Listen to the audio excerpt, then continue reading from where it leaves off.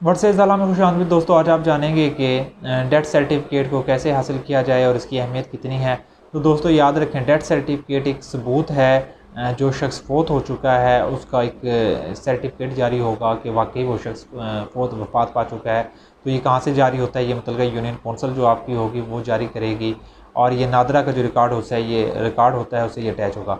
अब इसकी अहमियत इस वजह से भी बहुत ज़रूरी है कि डेथ सर्टिफिकेट की, कि अगर कोई शख्स फोत हो गया है, उसके आगे वारिसान मौजूद हैं और उस शख्स की आपने प्रॉपर्टी को तकसीम करवाना है, तो उसका डेथ सर्टिफिकेट जब तक नहीं आप बनवाएंगे सरकारी तौर पर जो यूनियन कौंसिल जारी करेगी, जो कि नादरा के रिकॉर्ड के मुताबिक होगा, तो तब तक आपकी विरासत उस शरीफ वारिसान के दरमियान तब तक तकसीम नहीं होगी।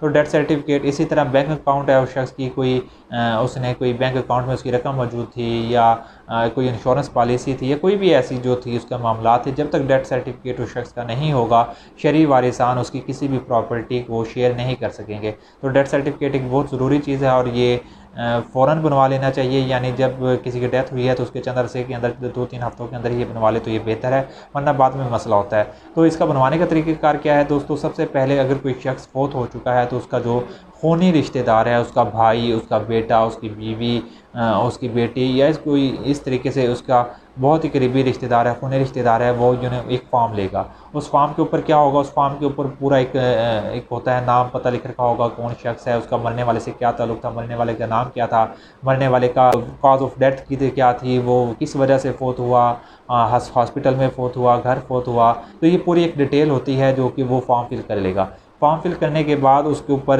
मेंशन होगा कि दो गवाह भी आप इसके अंदर लिखें, जो कि इस बात की तस्दीक करें कि फ़लाँ शख्स वाकई वफ़ात पा चुका है। तो दो गवाह जो आपके होंगे, मोहल्ले वाले अजीज़, आप उनको बतौर गवाह डाल सकते हैं। इसी तरह उस फॉर्म के ऊपर एक पोर्शन होता है कि जिसने जनाजा पढ़ाया है, या जो गोरगन है कब्रिस्तान का जिसने दफनाया है, उस शख्स का बयान हो, या उस मौलवी साहब का बयान हो कि जिसने जनाजा उसका करवाया। तो आप उस मौलवी साहब का बयान लिखेंगे कि जी मैंने इस शख्स का जनाजा पढ़ाया, वो अपने साइन अंगूठा लगा देगा उस फॉर्म के ऊपर। इसी तरह जो आपका मुतल्लिका नंबरदार होगा, अगर आपका देहाती इलाका है तो जो आपका मुतल्लिका नंबरदार होगा, तो उसकी भी आप तस्दीक उस फॉर्म के ऊपर करवा लेंगे। यानी कितने आपने चीज़ें करनी है, पूरा फॉर्म फिल कर लिया, नाम, पता, एड्रेस, मतूफ़ी किस वजह से मरने वाला, किस वजह से मरा, कैसे मरा, आपको उससे रिश्ता क्या, ये सारा फिल कर लिया। उसके बाद दो गवाहों का बयान आपने, दो गवाहों के अंगूठे साइन आपने करवा लिए। उसके बाद आपने मुतल्लिका जो मौलवी साहब था जिसने जनाजा पढ़ाया था उस शख्स का, आपने उसके साइन अंगूठे करवा लिए। उसके बाद जो मुतल्लिका आपका नंबरदार था, आपने उस मुतल्लिका नंबरदार से भी उसकी फॉर्म की तस्दीक करवा ली। ये फॉर्म आप जाके मुतल्लिका यूनियन कौंसिल में आप जमा करवा देंगे वहाँ के सेक्रेटरी को, और इसकी थोड़ी बहुत फ़ीस होती है, 200-300 या 500 रुपये फ़ीस है, वो आप ये फ़ीस जमा करवा देंगे। तो आपका ये जो है डेथ सर्टिफिकेट है उस शख्स का, वो हफ्ते 10 दिन के अंदर वो बनकर आपको मिल जाएगा। अब अगर बिलफर्ज़ आपने इसका एक ख़ास टाइम है, अगर आपने 2 साल के अंदर डेथ सर्टिफिकेट अगर बनवा लिया है फिर तो हो जाएगा। लेकिन अगर 2 साल से ज़्यादा अरसा गुजर चुका है, 5 साल, 6 साल, 10 साल, और अब आपको कहीं ज़रूरत पड़ी है अपने डेथ सर्टिफिकेट बनवाने की, तो अब क्या किया जाए? तो यूनियन कौंसिल वाले अब डेथ सर्टिफिकेट आपको जारी नहीं करेंगे। अब क्या कहेंगे? वो कहेंगे जी आप अदालत से अदालत के ज़रिए एक डिग्री लेकर आएँ, उसके ज़रिए हम करेंगे। अदालत में फिर आप क्या करेंगे? अदालत में आप केस करेंगे वकील साहब के ज़रिए, सूट फॉर डिक्लेरेशन का दावा इस्तक़रार हक़।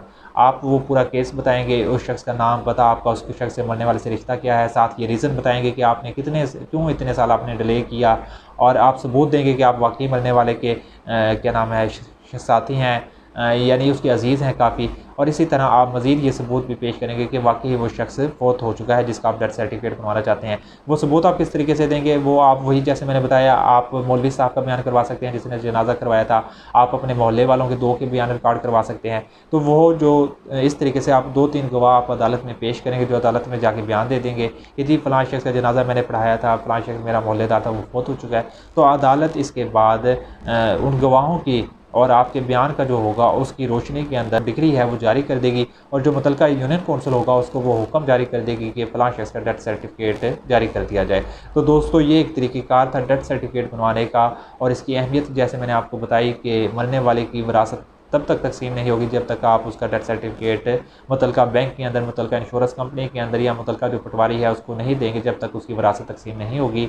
और 2 साल के अंदर अगर आपने डेथ सर्टिफिकेट बनवा लिया तो फिर तो ठीक है, लेकिन अगर नहीं बनवाया तो फिर अदालत से जो डिग्री आपको लेनी पड़ेगी वो तरीक़ेकार मैंने आपको बता दिया, फिर आपको अदालत में आना पड़ेगा। और जो इसकी फ़ीस है वो तो जैसे मैंने अर्ज़ किया कि 200, 300 या 500 इतनी फ़ीस है इसकी, इससे ज़्यादा फ़ीस नहीं है।